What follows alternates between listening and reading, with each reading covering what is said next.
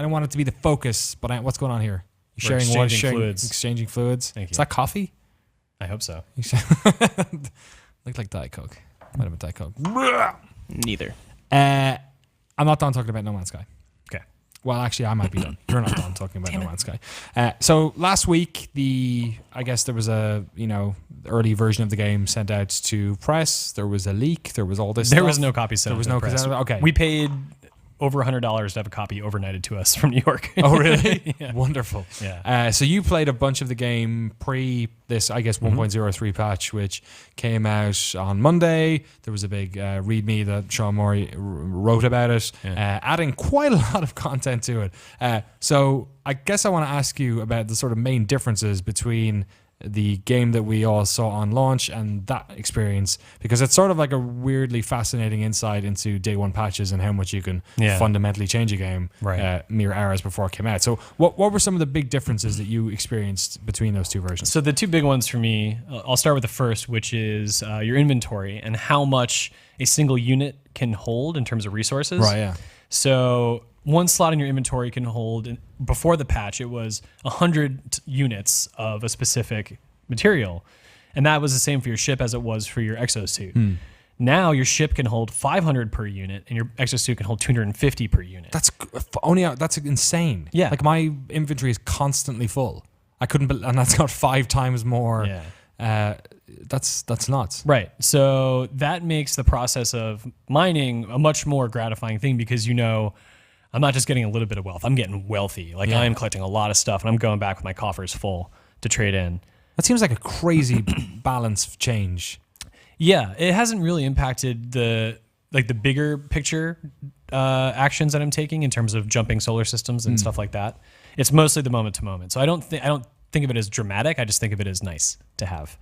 That's nuts. I saw a lot of quality of life sort of stuff Rob was telling us about. Yeah. About, like, for instance, in the menus, you couldn't just hit back. You couldn't just hit circle. You'd have to, for every action you choose in a menu, you have to hold down the X button with a cursor over a menu option. To exit out, you used to have to do that as well. Now you can just hit circle. That's nuts. But it got even worse. Like when you were comparing, if you were talking to a trader and you're like, maybe I want to buy your ship.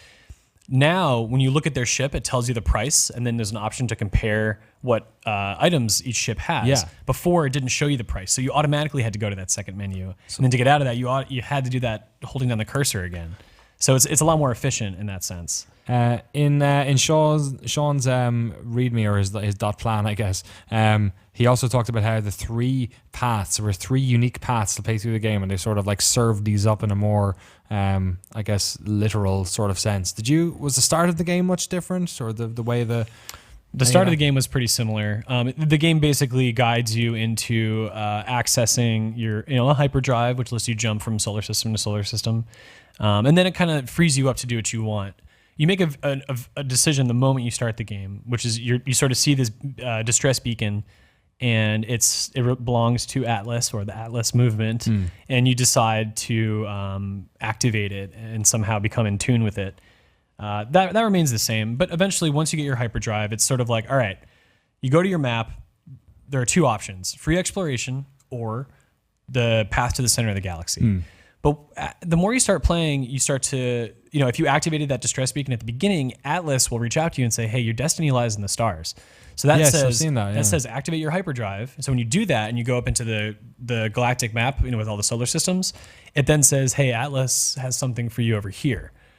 And again, that's not really towards the center of the galaxy. And so then you can choose to follow that stuff. It's interesting. Apparently that whole thing was rewritten as well. James Swallow, who's the writer on Deus Ex, himself and Sean Murray basically rewrote the entire Atlas path as well between these patches. That's pretty I'm glad nuts. to know. I read that and I forgot about it, but I'm glad to hear that it actually is a path and not just a meandering.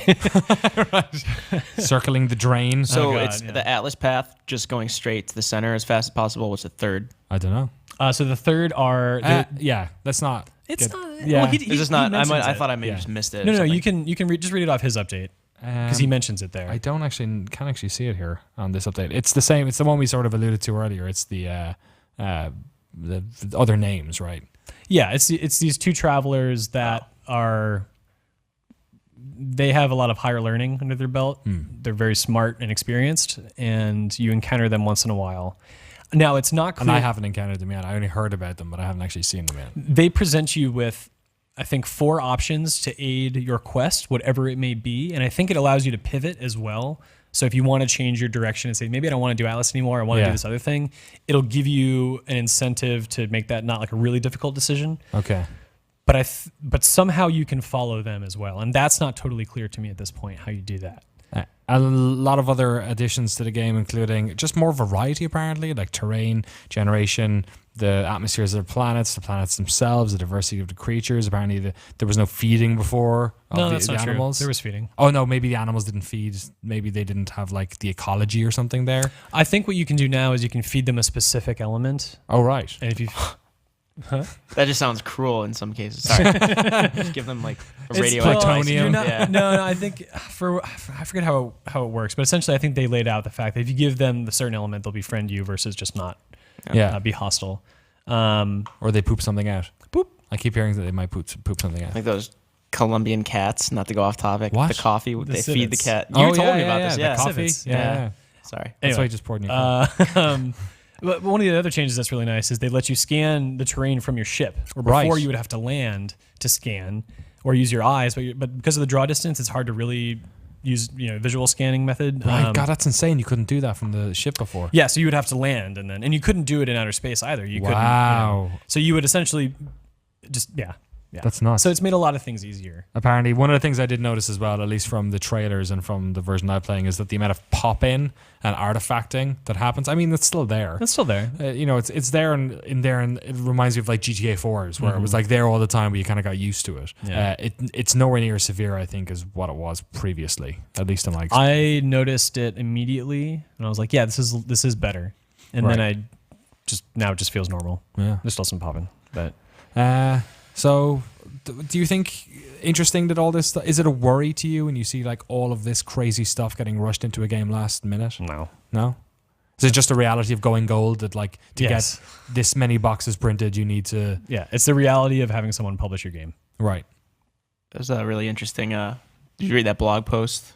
Remy wrote it. Remy Ismail. Yes, yeah, really good. About yeah. like what going gold really means and Yeah. what it doesn't mean as much as we thought it would, and how like Hello Games was still essentially working the same hours in the last month since going. Yeah. Well, and they're beholden to an outdated system basically, where Yeah. people can publish by themselves on Steam and control how all of that rolls out. Right. Console makers have to, this unspoken quality seal of quality and like all this and that like publishers expect games to meet that, and there's all sorts of milestones and weird business stuff involved. We had Rob and I did a trip recently down to another studio, and one of the heads of the studio was saying like, yeah, hopefully later this week we'll pass cert, whatever that means anymore. So I was like, what are you talking about? This is before like the No Man's Sky stuff been coming out. Yeah. You can pick that up on RamiIsmail.com as well. That blog, it's really good. RAMIISMAIL. Fascinating read. Crazy, I guess, that like they were working on this up until launch, and they will continue to work on it. Yeah. But I looked at the credits on the game, and it's nuts because it's basically one page. It's like 20 odd people who work at Hello Games. Then the next page is like a couple of people who I knew, like they're all PR managers on there, and a couple of other people like they're saying thank you to. And then it's like 10 pages of Sony. Yeah. It's just like QA and like Yeah. biz dev, and like every single like Adam Boyes is on there. Like every person who was even touched a Sony product's name is on it. It really shows you this game was made by a tiny, like a very for the type of game it is, and especially considering none of them have really made a game like this. Like they're all, they made Joe Danger previously. They've all worked on bigger games like Burnout and stuff like that, working in the sort of the wider South England game development world. But it's nuts. What's really exciting for me is that they have gotten to the point to release this game, and what that means is they're offering what they promised. Now they get to deliver on the things they didn't promise, because they didn't know if they could pull it off. Do you think they're going to add to it? The next update that they said is going to let you build your own outposts. Oh, You're really? going to get freighter ships. What? Really? Yeah, yes, you're going to have permanent pets. Like they're going to keep adding to this game. Somebody asked me on Twitter earlier, the intended lad is building outposts. I was like, nah. I probably won't want to. I hated it in Fallout, but like I'm just super stoked that the lattice is there. Now they can just keep tacking things onto it, and hopefully even that they thought about work that. and make it great. Yeah, I hadn't even thought about the fact that this is like Minecraft 1.0 now. Yeah. And then they get to Yeah. add to it. Interesting stuff. Like